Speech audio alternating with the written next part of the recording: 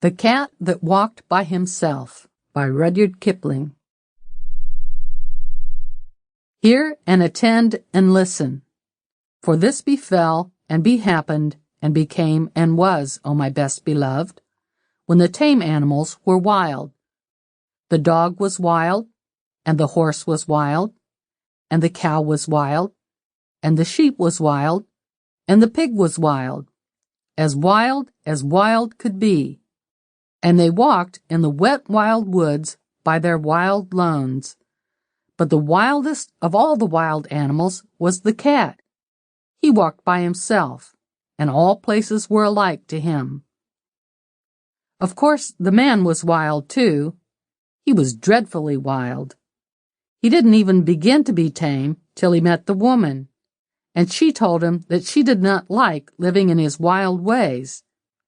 She picked out a nice dry cave, instead of a heap of wet leaves to lie down in, and she lit a nice fire of wood at the back of the cave, and she hung a dried wild horse skin, tail down, across the opening of the cave, and she said, "Wipe your feet, dear, when you come in, and now we'll keep house." That night, best beloved, they ate wild sheep roasted on the hot stones and flavored with wild garlic and wild pepper, and wild duck stuffed with wild rice and wild fenugreek and wild coriander, and marrow bones of wild oxen, and wild cherries and wild grenadillas. Then the man went to sleep in front of the fire ever so happy. But the woman sat up combing her hair.